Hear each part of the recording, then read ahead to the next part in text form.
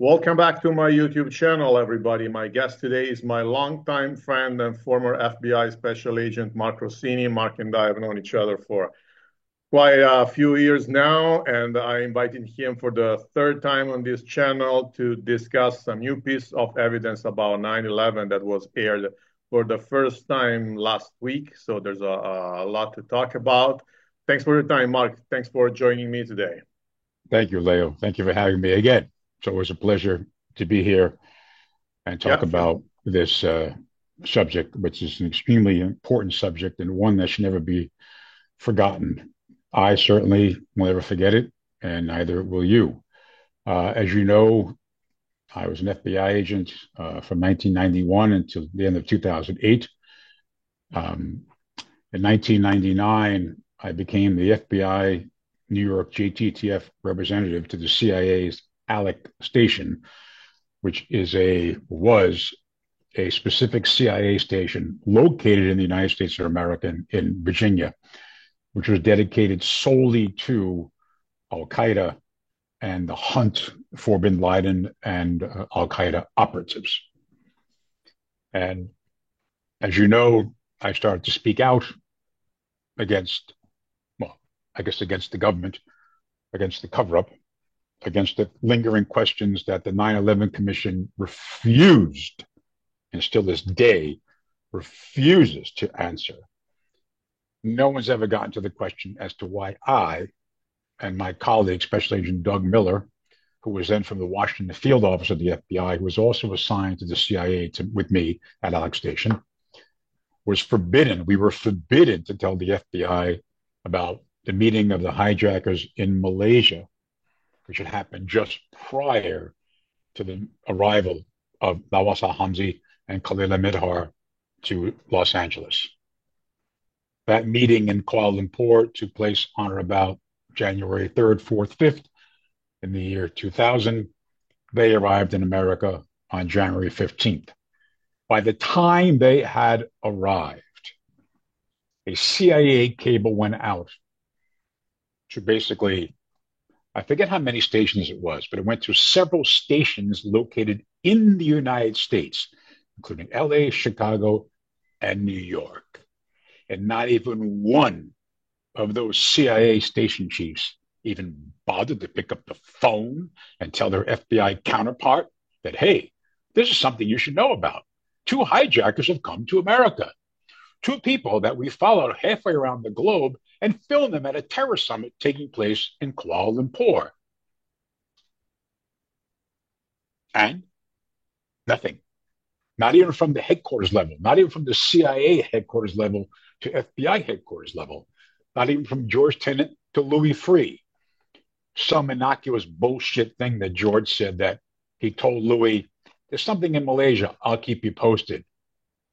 The CIA tries to pass that off as the information was passed to the FBI. Nothing can be further from the goddamn truth. I'm sorry people don't like that I curse. I curse because I'm so angry and frustrated, and there's a lot more words I could say and use. Maybe in time I'll start to say a lot more. But at this time, let's just get back to what we know. Yeah, sure. So the reason why I invited you for the third time is that last week, 60 Minutes showed a video of Omar al-Bayoumi shooting videos in Washington, D.C., pretending to be a random tourist. So this Mm, Omar al-Bayoumi guy, as you and I know, but maybe the public doesn't, was a Saudi Secret Service agent who was living in California, and he assisted two of the hijackers by providing them money, shelter, help in finding a place to stay, and things of the sort. He helped out these guys. And to this day, we didn't know what he was up to, but now we have this video of him shooting videos and pictures of the US Capitol, for instance, and other landmarks in DC. And let's keep in mind that these two hijackers were actually two of the hijackers who hijacked the plane that mhm. crashed into the Pentagon. Therefore, they were going to Washington, D.C. And also, let's not forget that the U.S. Capitol was the target of United Right. 93 when it crashed close to Shanksville, because I had my doubts till last year if the target of United 93 was the U.S. Capitol or Never, the White House. it never was the White House. It was always the Capitol. It was, yes, because the White House is too small. Having been to Washington, D.C., now I understand that it's impossible to use the White House as a target from the air. It's not even too small. It's also from intelligence and talking to people and interviewing. The attack happened the way it happened. The Bin Laden strategy, the Khalid al-Midhar, excuse me, the Ali Sheikh Khalid Sheikh Mohammed. Mohammed, the Khalid Sheikh Mohammed strategy, if you will, plan. You attack the World Trade Center, which is the symbol of American finance, power, might, economy, capitalism. You attack the Pentagon, which then renders, in their mind, they believe that render America incapable of mounting a military response to the attack. And you attack the Capitol as the true center of American power of government, not the White House, the Capitol. And if I remember correctly, there were some pictures found in a computer in a cave somewhere in Afghanistan that had a superimposed image of a plane sticking in the Capitol dome. So there you go. Used to make my blood boil when people in the Bush administration would say they were going to attack the White House, try to get drum up support, in order to justify the legal invasion of Iraq. See, once you get me started, I don't stop, Leo. Okay. So it was all that horseshit propaganda. Oh, we're going to attack the White House, going to kill the president. No, fuckstick. They were going for the Capitol to complete Khalid Sheikh Mohammed's trilogy of attack to bring down the U.S. government.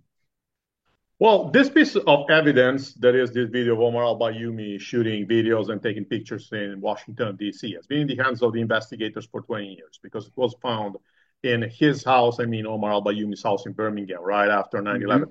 What took so long for it to become public? Are the investigators still to these days trying to shield Saudi Arabia?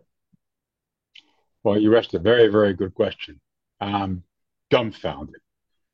Why did it take so long? I read an interview recently of another former colleague in the FBI, Ivan Anina, his last name is, and he asked the same thing, said the same thing. It took a civil lawsuit to uncover this tape.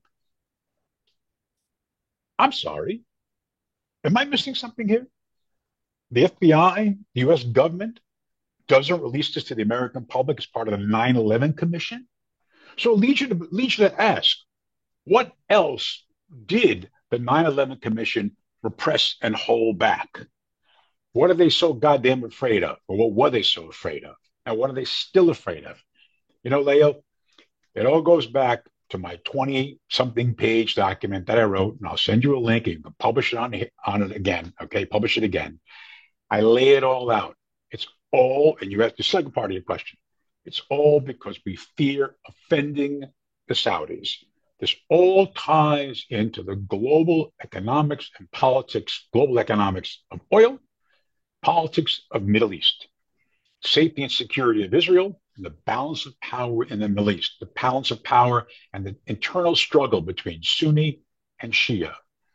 We are aligned with the Sunni Saudi Arabia, where that black bubbly ooze just comes out of the ground, free to grab easily and transform into gasoline. The rest of the world, the evil world, Russia in particular, is aligned with evil Iran, the Shia that controls Hezbollah and Hamas. So you can see this all coming together. And how dare we confront the Saudis and say, you got a problem. Actually, I do believe in private, we did and have. You take a step back, always look 30,000 feet above and say, Mohammed bin Salman, MBS, he killed an American resident alien, a legal permanent resident alien. It was a reporter. They had the guy dismembered in Turkey. Let's not say allegedly. He did it. He ordered it, okay? Even the CIA said he did. But why do we coddle him so much? Because he is the future. Because he is the future of the Middle East. I give him credit. You know what I give him credit for? I give him credit for trying to bring the kingdom into the 21st century, giving women more freedom, but also, more importantly, to talk behind the scenes is he's reining in, and he has reined in, the Ministry of Islamic Affairs. or Religious Affairs. Ministry of Islamic Affairs is his true name. And back in the 1990s, and prior to that, since the founding of Saudi Arabia, they had such dictatorial control and power over the House of Saud, the Wahhabis. The Sauds made a deal with the Wahhabis. You let us have a purient form or radical form of Islam practice, and we will keep you legit. The Saud said, fine, just don't bother us when we foray into the West and start selling and becoming capitalists. And there was an unholy alliance, or in their jargon, probably a holy alliance. And they got too powerful. And that is not just me sharing that. My former colleague, Ken Williams, also has shared the same thoughts, that the Ministry of Islamic Affairs was just too damn powerful. And I bet you, just my instinct, that Omar Bayoumi was a compromised operative of the Ministry of Islamic Affairs, while pretending to be a source of the GIP, which is the Saudi version of the CIA, and or the Mabahith, which is the Saudi version of the FBI. He played both, and that's why you have that tape. I am not convinced that Al-Awlaki, Bayoumi, Al-Thumairy, or anybody else knew the actual plan and operation, but they all knew something was up. And why do I say that? How do I even justify that kind of statement? Hey, Mark, how can you justify that? You know why I can justify it? Go back to George Tenet's hearings at the 9/11 Commission. Go back to the 9/11 Commission, other testimonials. People said that summer of 2001, the lines were tingling. They were on fire. We knew something was going up. Even I was in Tom Picard's office when he was acting director. Tom and I are long-term friends. I was in his office, and he said, what's going on out there? I said, Tom, something's going to happen, but we just don't know what. The lines are going bananas. And looked at me with a scared look, goes, geez, please keep me posted. I said, sure. But that's how that justifies that statement that the lines were tingling, because all these other people knew something was going to happen, but the exact plan, no. Now, someone listening to this says, wait a second, Russini, what the hell was Omar Bayoumi filming all that stuff in Washington, D.C. for? Yeah, good question. That would have been my next question. Logical question, of course. But until you get him to talk, it's only speculation. Yeah. We need to get him and bring him back here. He needs to be questioned and confess as to who his handlers were in the Ministry of Religious Affairs. And there's no more of this alleged shit. I'm tired of this. It was an alleged Saudi operative. He was. Okay? Let's just stop with the alleged. Okay? It's time to let that go. Again, but did he actually know that was the plan, to hijack the planes, etc.? One could surmise. Got to be pretty logical. Guys want to take flight lessons, and I filmed the Capitol for them and other GC landmarks. Fine. But he didn't film the World Trade Center. Okay? He didn't film the Pentagon. Maybe there was no need to. The Capitol maybe needed to be specifically seen because it is amongst other buildings. Who knows? And again, Google Maps could have helped the hijackers out for all that matter. But let's just, until not in year 2000. Until he is made available and until he decides to tell the truth, we're all spinning in the wind to a degree. Although we all know what freaking happened. We all know that. we all know that Abdel al-Sadham, okay, and Mutayyib al-Sudari were in the they were diplomats under Religious Affairs, the Ministry of Islamic Affairs, along with Omar Abdir Mohammed, okay, aka Omar al-Khatib, okay. They were in America. This is Operation Encore now. They were in America prior to January 2000, the arrival of Hamzi al-Midhar, setting everything up. And they, I guarantee you, were talking to the people in Malaysia and giving those two boys who flew over their instructions. When you land, go to this restaurant, and this man will be meeting you. And sure as shit, Omar Bayumi was waiting there. Take the testimony of what's the fuck's that guy's name? The American convert, Kesan Bindan Kesan. Real name is Morgan Clayton, the Black American convert to Islam. He drove Omar Bayumi up, and Bayumi sitting in the restaurant, so on the second floor, Mediterranean Grill, keeps looking out the window, looking out the window. So that whole horse shit where he bumped into them by chance because they heard them speaking in a Gulf accent, it's total garbage. Total freaking garbage.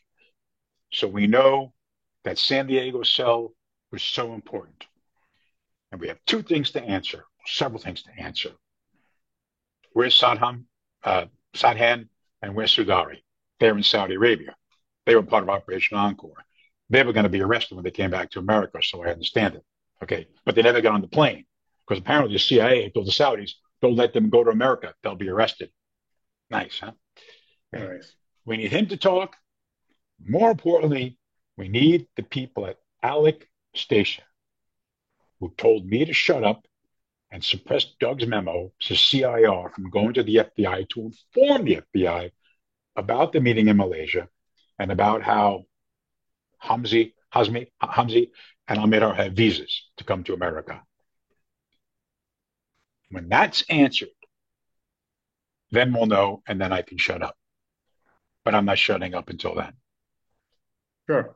There's also something weird about that video about Omar al-Bayumi in DC. Yeah. That he is clearly visible in his face. And so far, we only have vague images of him. Even a video shot in the San Diego apartments in which he gave a party. A little birthday party getting together. Yeah. Right. But in this case, this is much clearer. We see him like full as you and me are talking right now. How could it be so dumb to do something like that? Because now, if we met him down the streets, we would know that's Omar al-Bayumi, okay? And couldn't he anticipate that that video would have been big news sooner or later? Well, again, Leo, give me a good question. Should have been an FBI agent. I don't know.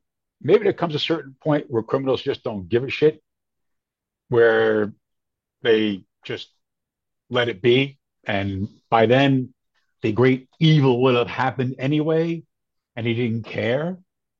He knew he would be back in Saudi Arabia by the time that happened. So he knew he's immune from being arrested or prosecuted. What he hasn't counted on, and maybe MBS comes to the rescue on this when he feels that he has enough power. Maybe he does come clean and clean house and say, you, here, I want to talk to you. What the fuck went on? I'm hoping out for that, quite frankly. That's what I'm hoping for.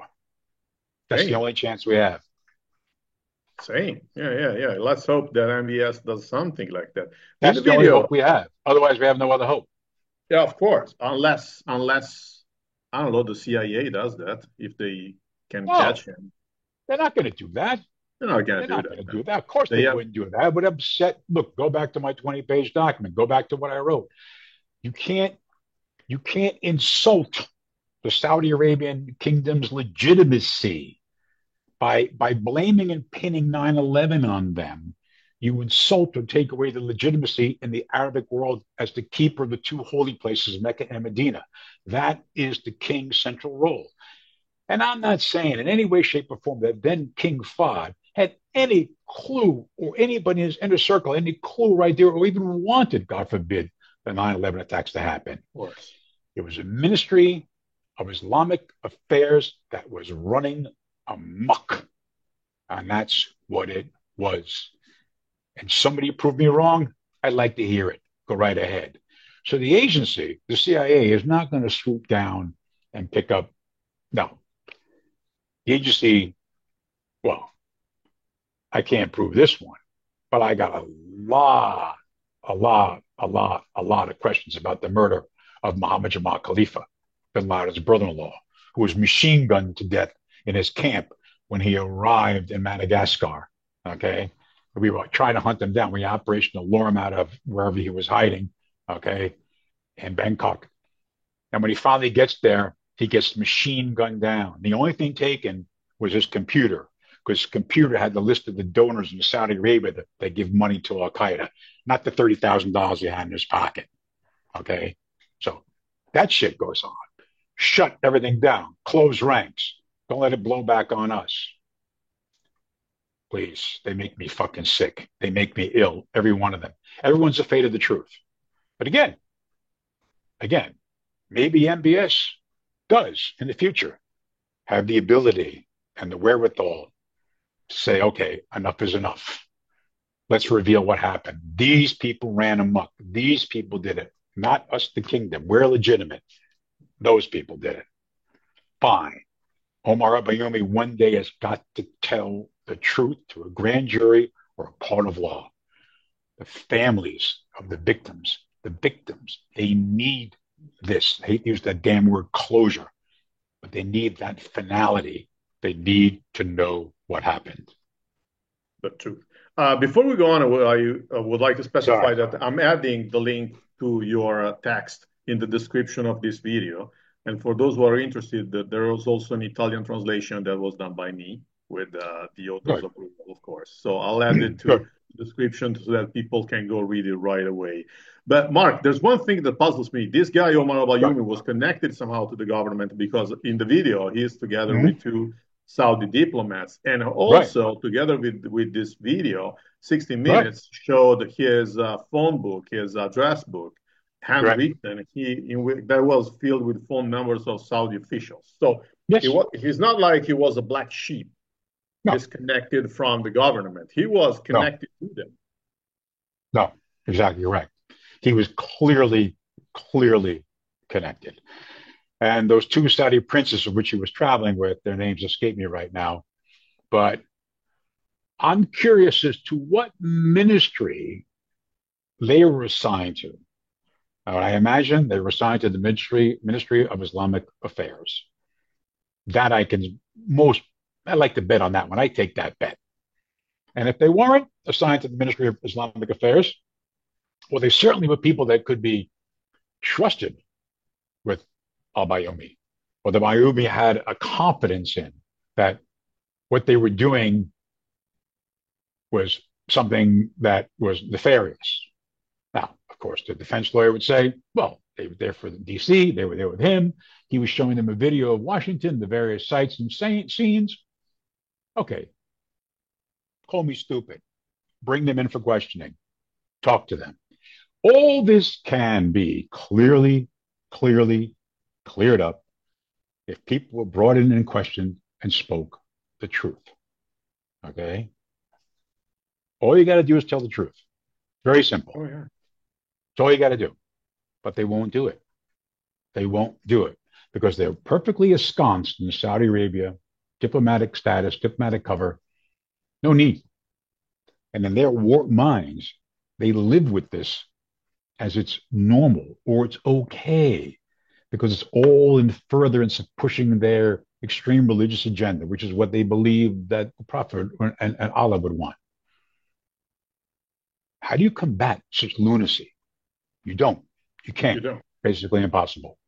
So here we are. It's coming on 23 years later. And again, as I said earlier, we learned this from a civil lawsuit. It is insulting. It is just so insulting. And even the part of my old organization to hold back for so long. But then again, you really can't blame the FBI. The FBI is just a tool, an instrument of the Department of Justice, which is then a member of the president's cabinet. And shit rolls downhill. Orders come downhill. Orders came from the White House to Bill Barr to Bob Mueller, not to say anything. Remember, it was the Trump administration that prevented it from coming out prior. It's the Biden administration, okay, that has released everything. Still not this tape. Had to come out in a civil lawsuit, mind you, but it's still better than what was before. Okay. And I'm not talking politics here. Even Barr said back then to protect state secrets. What secrets? What secrets? American secrets? What? I'm sorry. Am I missing something here? No. You're protecting the sensitivities of the Saudis. And I get it. They control the spigot. Oil runs the world.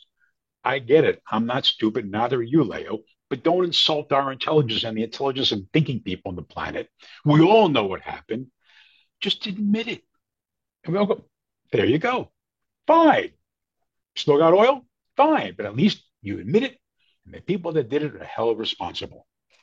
That's all. Absolutely. Is that And hard?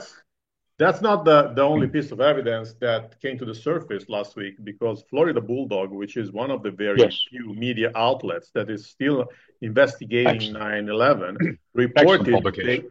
oh yes, they're doing a great job, and I can already reveal that Robin Swan will be one of my next guests on this Oh, yeah. channel. So yeah, for whoever is She's amazing. interested, yeah, she's the best. She's a She's great the best. reporter. So they reported, based on their own research, that Omar al-Bayoumi had multiple phone calls with the Saudi prince before the two hijackers arrived. So this Mm-hmm. guy was connected to the royal family. So this is Sure. what I still miss. What does this extra detail provided by the Florida Bulldog add to the picture? Well, it adds to the picture the complicity of, again, let's go back. Saudi royal family, people assigned to the Ministry of Islamic Affairs as opposed to people in King Fahd's inner circle. We have to look at those two Saudi diplomats, which constitutes the royal family, and back at the embassy as to who they were, what their roles were. Okay, that's the distinction. Again, I'm not afraid of going where the evidence leads, and if it leads back to King Fahd, so be it. But trust me, it doesn't. It's all in the Ministry of Islamic Affairs. So those diplomats, that royal family part, were probably people assigned to that ministry, unquestionably. So that's where you get that connection. But again, what you just told me, what Robin has written, okay, again, just takes the veil right off of that word allegedly. We can no longer say allegedly about Omar al-Bayoumi. He was a Saudi operative. Now, he may, very well may have hoodwinked or bullshitted the Ma'arif or the GIP into saying, I'll monitor the boys and let you know what's going on, which was part of the reason maybe the CIA backed off from telling the FBI about the meeting in Malaysia and their arrival, because the Saudis would get back to them with what happened to Hamzi and Midhar. But fast forward to late spring 2001, Tom Wilshire from the CIA, Alex Station, deputy chief, who has now been assigned to the FBI and sits in the same goddamn office suite complex as Mike Rollins, the then section chief in charge of counterterrorism at ITOS, okay, International Terrorism Operations Section. He doesn't even bother to get up from his fucking desk and tell Mike, hey, Mike, by the way, there was a meeting in Malaysia and two guys came to America back in January 2000. Doesn't even bother to fucking do that. But sometime in the spring of 2001, he starts saying, oh shit, where's Al-Midhar? We can't find him. There's other people. One of them, he said to it, is a major league killer. So a meeting is held in FBI New York in June 2001, of which I am not invited to, at my own squad. CIA doesn't even tell me a meeting is going on. I found out, tried to get invited. I was told, no, you don't have to be there. Really? In that meeting, Special Agent Steve Bongar and Special Agent Russ Fincher are shown pictures of, was it Khalad, right? AKA Mm-hmm. Silver, Yeah. and said, asked, here's a paper. You recognize the photo? No. Who are they? Oh, can't tell you. What do you mean you fucking can't tell me? You show me a picture. Where'd you take the picture? Can't tell you. Picture from the Malaysia summit. Yeah. Couldn't tell him. Wouldn't tell him. So stop, stop, stop, stop, stop the lying, stop the horse shit, tell the truth. But we never got there, man. We had a 9/11 commission that told a beautiful, wonderful story about Al Qaeda, very actually informative. Told the creation of Al Qaeda, the subject, I actually liked it. But when I got down to the how and the why and the not passing of Doug's CIR and the hijinks and bullshit that went around that meeting in June 2001 at FBI New York, that's where they lost it. That's when they went into stupid cover-up mode. That's when they went to, yeah. And then Rossini's the fucking bad guy for talking out about it. Really? Okay. Well, Mr. Obariomi and his tape have just proved me right, and everything else linking together with the great work that you do and Robin does and the other people at Florida Bulldog do to get this out there. And Terry Strada, of the chairwoman of the victims' family, 9/11 Victims Family Association, and Jody Westbrook Flowers and Motley Rice, these people are not going to stop until the truth gets out. And they should be applauded as American heroes. Well, thank you. Thank you for having me in such high consideration, Mark. Means a lot. But I would like to ask you your opinion on something else. So, Yeah. as I said, we've known each other for 8 years, and you've always told me that, in your opinion, the reason why Omar al Bayoumi was doing that is maybe that he was trying to recruit them as sources. He underrated the threat, and things got awry. Does that Which, theory still hold the water after seeing him filming the U.S. Capitol? well, let me clarify. My Yeah, theory was always that Omar al Bayoumi was tasked by the Mabahith or the GIP to monitor the boys prior to seeing this video. And now yeah, what I know. Okay. yeah. Prior, I said, okay, that the reason why the CIA didn't tell the FBI is because they probably made a deal with the Saudi Mabahith or GIP through Bandar.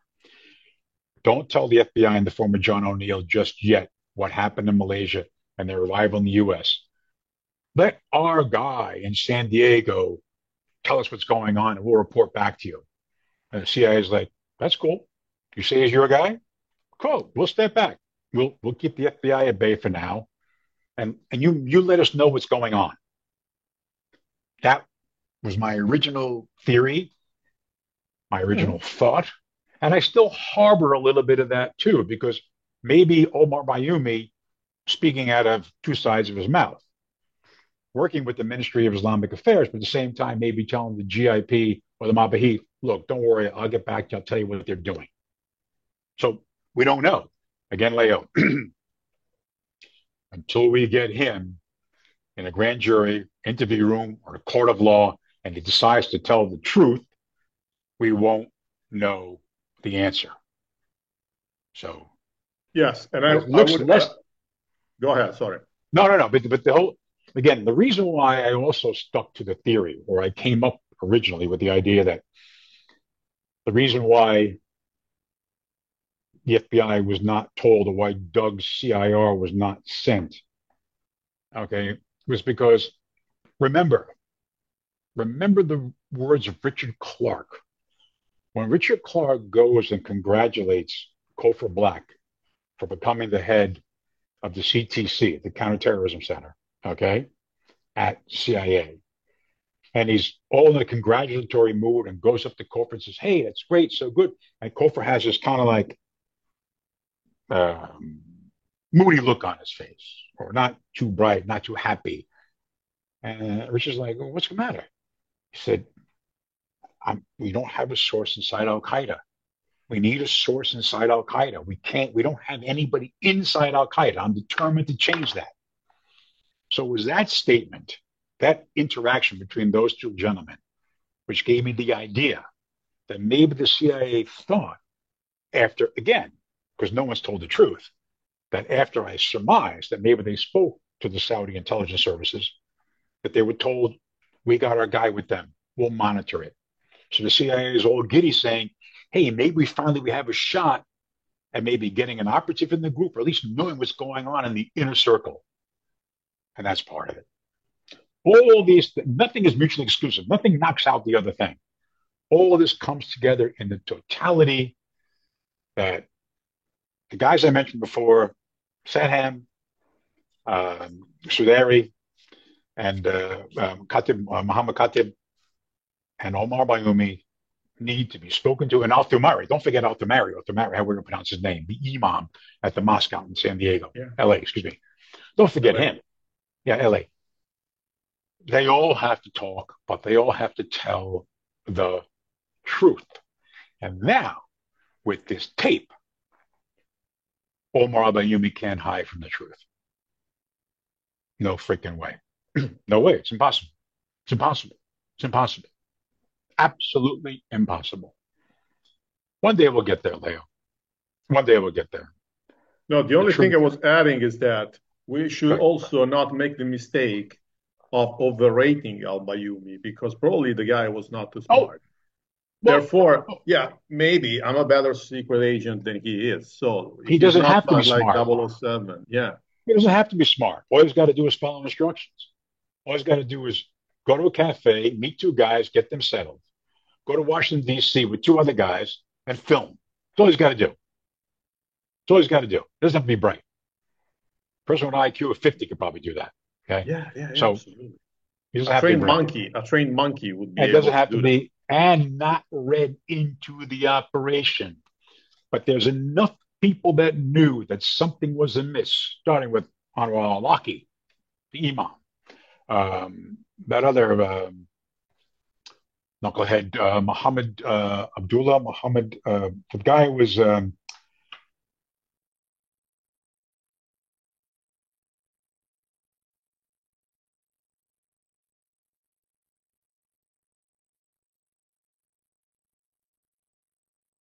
well, something was going on. Hence why Tennant and other people said in the summer 2001, something was going on.